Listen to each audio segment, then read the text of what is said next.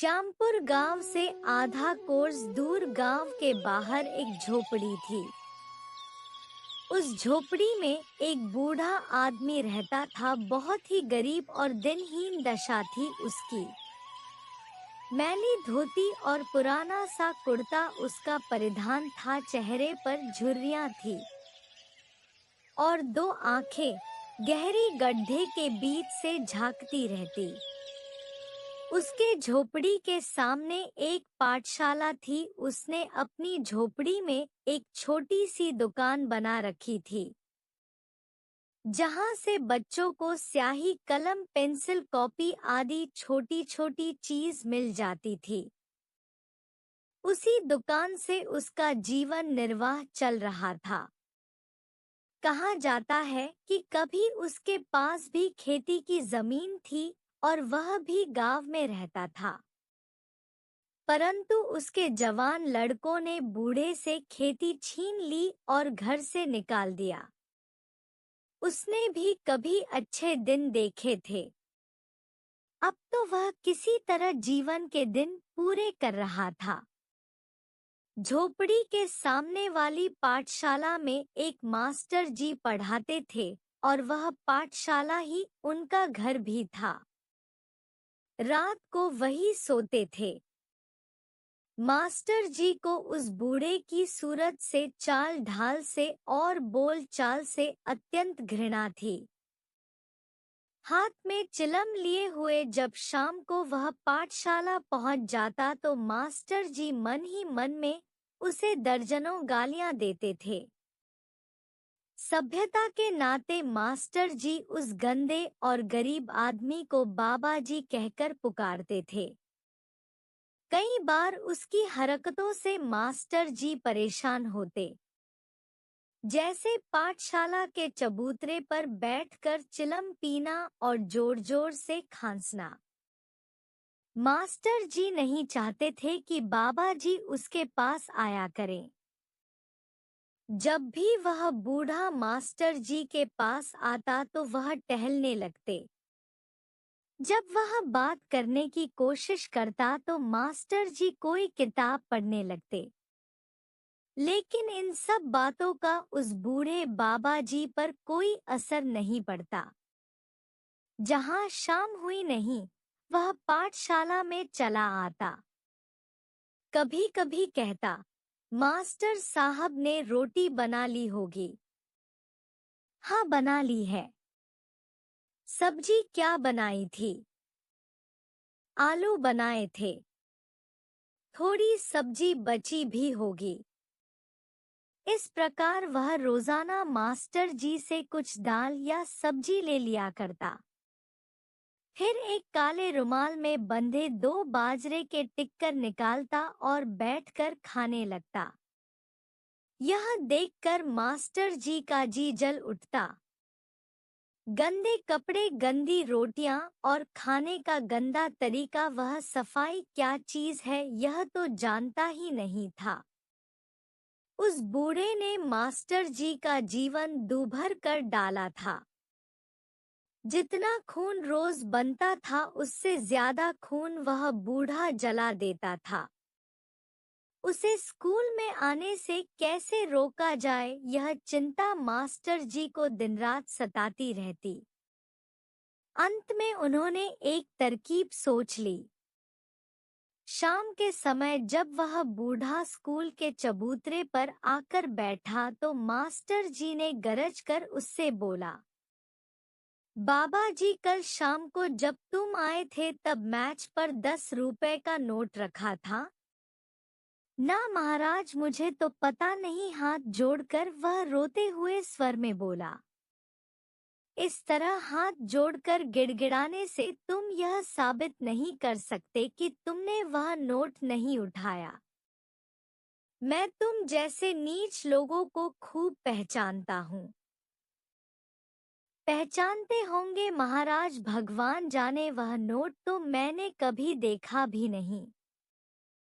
पागला भक्तों वाली बातें छोड़ो। अगर तुम बुरे ना होते तो क्या तुम्हारे लड़के तुम्हें घर से निकालते, कमीना कहीं का? भाग जा यहाँ से खबरदार जो फिर कभी इधर का रुख किया। वह बूढ़े बाबा जी मास्टर जी की तरफ देखते हुए वहां से चल दिए। मास्टर जी ने उसका चेहरा देखा, बूढ़े के चेहरे पर दिल हिला देने वाला दुख दिखलाई पड़ने लगा। उसका दिल टूट चुका था, उसकी आंखें कह रही थी, मैं गरीब हूँ, असहाय हूँ, निर्बल हूँ, परंतु इतना नीच नहीं कि किसी की चोरी करूं। उस दिन से बूढ़े का पाठशाला में आना जाना बंद हो गया, बोलचाल का तो प्रश्न ही नहीं उठता था। इस तरह से मास्टर जी के दिन आराम से कटने लगे। दिल और दिमाग में छाई हुई बेचैनी खत्म हो गई। अब मास्टर जी बहुत ही प्रसन्नता से रहने लगे। कुछ दिनों बाद वर्षा ऋतु शुरू हो गई। प्रतिदिन रात को वर्षा होने लगी। खैर कोई बात नहीं, वर्षा ऋतु में वर्षा तो होगी। परंतु एक रात को तो बरसात ने सारी सीमाएं तोड़ दी। शाम के समय से बारिश शुरू हुई तो थामने का नाम ही नहीं लिया।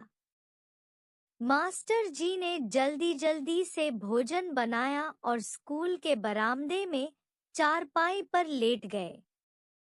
नींद नहीं आ रही थी। 3 घंटे बीत गए परंतु बरसात समाप्त होने का नाम ही नहीं ले रही थी। ना मालूम आज पहली बार मास्टर जी को भय लगने लगा। वर्षा के शोर के अतिरिक्त कोई आवाज सुनाई नहीं दे रही थी। उस स्कूल से गांव आधा मील दूर था। ना तो कोई आदमी की आवाज सुनाई देती और ना ही कोई रोशनी दिखाई दे रही थी। कुत्ते भी नहीं भौंक रहे थे। चारों तरफ घर सन्नाटा छाया हुआ था। झींगरों की झांझ बज रही थी, मेंढकों का तबला बज रहा था और बरसात झमाझम नाच रही थी। केवल बाबा जी की झोपड़ी अवश्य सामने दिखाई पड़ती थी, परंतु आज वह सुबह से सो ही रहे थे। खांसने की आवाज भी नहीं आ रही थी। मास्टर जी को भय के वातावरण में घेरा हुआ था। वह अकारण नहीं था। थोड़ी देर बाद जब मास्टर जी लघु शंका करने के लिए चारपाई से उठकर नीचे की तरफ उतरे तो उनकी चीख निकल गई। वह उछलकर वापस चारपाई पर जा बैठे। उनका हृदय जोर जोर से धक धक करने लगा। चारपाई के नीचे एक सांप लेटा हुआ था। मास्टर जी ने तकिया के नीचे से दिया सलाई निकाली परंतु वह सर्दी खा चुकी थी। कई तीलियां रगड़ी परंतु वह जली नहीं। लाचारी से मास्टर जी ने जोर से चीख मारी। शायद बाबा जी सुन ले, परंतु वह बेचारा मास्टर जी की सहायता के लिए क्यों आने लगा। मरता क्या ना करता। मास्टर जी ने भगवान का नाम लिया। हिम्मत बांधकर वह चारपाई से उतरे और कमरे में गए। जहां पर दिया सलाई रखी थी, बक्से में से नई दिया सिलाई निकाली और लालटेन जलाई। एक हाथ में लाठी और दूसरे हाथ में लालटेन लेकर मास्टर जी बाहर आए, परंतु वह सांप अब गायब था। मास्टर जी लालटेन फर्श पर रखकर चारपाई पर बैठ गए, परंतु भय के कारण उनका हृदय कांप रहा था। इधर बारिश ने भी जोर पकड़ रखा था। क्षण क्षण में बिजली चमक रही थी, बादल भी खूब गरज रहे। अंत में सोच विचार कर शर्म को एक तरफ रखकर उन्होंने लालटेन उठाई और लाठी लेकर बाबा जी की झोपड़ी के सामने जा खड़े हुए। उन्होंने धीरे से पुकारा, बाबा जी, परंतु कोई उत्तर ना मिला। बाबा जी, बाबा जी, लगातार जोर जोर से उन्होंने दूसरी और तीसरी बार आवाज लगाई। शायद बाबा जी गहरी नींद में सो रहे थे। फिर मास्टर जी को विचार आया कि कहीं उन्हें सांप ने न काट लिया हो। चटाई डालकर जमीन पर जो सोता था बेचारा, परंतु यह असंभव था क्योंकि वह एक माना हुआ सपेरा था। तब मास्टर जी ने जोर से झोपड़ी का दरवाजा खटखटाया। अंदर से आवाज आई, कौन है? मैं हूँ। कौन? मास्टर जी। हाँ। क्या बात है? मुझे डर लगता है, तुम वहां पर मेरे साथ चलो। कहाँ चलूं? स्कूल में। क्यों? अभी अभी एक भयानक सांप मेरी चारपाई के नीचे लेटा था। ना महाराज, मैं स्कूल नहीं जाता, मैं तो चोर हूँ। बाबा जी, वह बात और थी, मुझे मुसीबत से बचाव। चले जाओ यहाँ से, बाबा जी ने गरज कर कहा। मास्टर जी निराश होकर लौटने लगे। मास्टर जी को बाबा जी पर बहुत ही क्रोध आ रहा था। अचानक वह बाबा जी बोले, मास्टर जी जरा सुनो तो। मास्टर जी ने सोचा कि दयालु भगवान ने बाबा जी के दिल में दया भर दी। वह लौटकर बाबा जी के पास गए तो बाबा जी बोले, कितना बड़ा सांप था? होगा कोई 2 गज लंबा। हो? यह कहकर बूढ़े मुंह फेर लिया। हो? क्या बाबा जी? मास्टर जी ने विनम्रता से पूछा। कुछ नहीं, कौड़िया नाग होगा, उसका कांटा तो पानी भी नहीं मांगता। तो फिर? मास्टर जी ने गिड़गिड़ा कर कहा। बूढ़े ने कहा, तो फिर मैं क्या करूं, तुम जाओ। मास्टर जी को बहुत ही निराशा हुई। बूढ़े ने वापस बुलाकर मास्टर जी का भय और भी बढ़ा दिया था। मास्टर जी सोचने लगे कि इस बूढ़े का शरीर जितना गंदा है, उससे भी ज्यादा गंदा इसका मन है। मास्टर जी के जी में आया कि इस स्वार्थी बूढ़े की गर्दन मरोड़ दूं। मास्टर जी एक बार फिर से पीछे मुड़े तो देखा बूढ़े के चेहरे पर आंसू बह रहे थे। यह देखकर मास्टर जी पश्चाताप की आग में जलने लगे। वह बूढ़ा कठोर हृदय न था, भावुक हृदय था। मास्टर जी ने उसके पास जाकर कहा, मुझे क्षमा करो बाबा जी, मैंने चोरी की जो बात कही थी वह झूठी थी। मास्टर जी की आवाज आंसुओं में डूब गए। रोते क्यों हो मास्टर जी? भला इसमें तुम्हारा क्या अपराध है? जब मेरे लड़कों ने ही मुझे घर से निकाल दिया, तब दूसरों से क्या शिकायत करनी? अपना अपना भाग्य है बाबू। यह कहते हुए बूढ़े ने अपने आंसू पोंछ लिए। नहीं बाबा जी, मैं बड़ा पापी हूँ। पागल हो गए हो क्या मास्टर जी? वह बातें करता हुआ मास्टर जी के साथ स्कूल में आ गया। काफी देर तक बैठा बैठा वह मास्टर जी को सांपों के किस्से सुनाता रहा। अंत में वह बोला, कितना ही जहरीला सांप हो, मैं उसे हाथ से पकड़ सकता हूँ। तो सांप के कांटे का मंत्र भी आपको आता होगा बाबा जी? मंत्र तो होता है मास्टर जी, परंतु मुझे मालूम नहीं है। मैं तो मुंह से चूस कर जहर बाहर निकाल देता हूँ। मुंह से और जहर तुम पर असर नहीं करता, बाबा जी ने हंसकर उत्तर दिया। असर अवश्य करता है बाबू, परंतु उसके लिए मेरे पास एक दवा है। झोपड़ी में एक काली सी बोतल रखी है, उसमें एक बूटी का अर्क भरा है। जहर चूस कर उसे थूक देता हूँ और उस अर्क से तुरंत 2 कुल्ले कर डालता हूँ। फिर मुझ पर जहर का कोई असर नहीं होता। जब मैं किसी का जहर खींचने जाता हूँ तो वह काली बोतल साथ लेकर जाता हूँ। बातें करते करते बाबा जी वही फर्श पर लेट गए और तुरंत सो गए। उनकी नाक बजने लगी, परंतु मास्टर जी को नींद कहाँ थी। चारपाई पर करवटें बदलते बदलते काफी देर हो गई।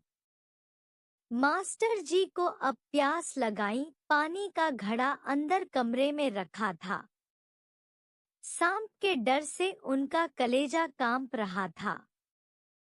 लेकिन फिर उन्होंने सोचा कि बाबा जी तो मेरे पास है ही, तो फिर डर कैसा। मास्टर जी पानी पीने के लिए उठे। चारपाई से उन्होंने कदम जैसे ही नीचे रखा, लेकिन यह क्या मानो किसी ने उनके पैर पर जलता हुआ अंगार रख दिया हो। उसी सांप ने कहीं से आकर उनके पैर में जोर से डस लिया था। मास्टर जी की आत्मा कहने लगी, तुमने चोरी का मिथ्या दोष लगाकर बाबा जी का दिल बेकार ही दुखाया था, उसका बदला महामाया ने ले लिया। दिल दुखाने की सजा बहुत ही भयानक होती है, क्योंकि दिल में दिलदार का निवास होता है। इसके बाद मास्टर जी बेहोश हो गए। मास्टर जी को जब होश आया तो धूप फैली हुई थी, आकाश एकदम साफ था। उनके आसपास स्कूल के कुछ बच्चे और किसान लोगों का जमावड़ा था। स्कूल के आसपास जिन किसानों के खेत थे, यह वही किसान लोग थे। मास्टर जी का सिर घूम रहा था, निर्बलता के कारण उनसे उठा नहीं जा रहा था। पैर में अब भी कुछ जलन हो रही थी। मास्टर जी ने किसानों से पूछा, बाबा जी कहाँ है? बाबा जी भगवान के पास पहुंच गए, एक किसान ने कहा। यह कैसे हो गया? मास्टर जी ने हैरान होते हुए पूछा। वही किसान कहने लगा, सुबह लड़के जब स्कूल आ रहे थे तो बाबा जी की लाश उनकी झोपड़ी के पास मिली। जहर से उनका सारा शरीर नीला पड़ चुका था, जीभ सूजकर बाहर निकल आई थी। मालूम होता है रात के समय आपको सांप ने काटा होगा। बाबा जी ने जहर खींच लिया, परंतु दवा की बोतल तो झोपड़ी में ही थी। वहां तक जाते जाते जहर ने अपना काम कर दिया। बेशक मुझे सांप ने काटा था, लेकिन उनको चाहिए था कि पहले बोतल लेकर आते, फिर मेरा जहर खींचते। किसान ने कहा, तब तक आप भी मर जाते मास्टर जी। यह सुनते ही मास्टर जी के होश उड़ गए। मास्टर जी का मन आत्मग्लानि से भर गया। जिस आदमी पर मास्टर जी ने झूठी चोरी का आरोप लगाया था, उसने ही मास्टर जी का जहर खींचकर उनके प्राण बचा लिए थे। इसके बाद मास्टर जी ने बाबा जी की लाश का दाह संस्कार किया और उस स्थान पर एक पक्का चबूतरा बनवा दिया। वहां पर एक पत्थर लगा दिया जिस पर लिखा था, मूर्ति मान परोपकारी बाबा जी।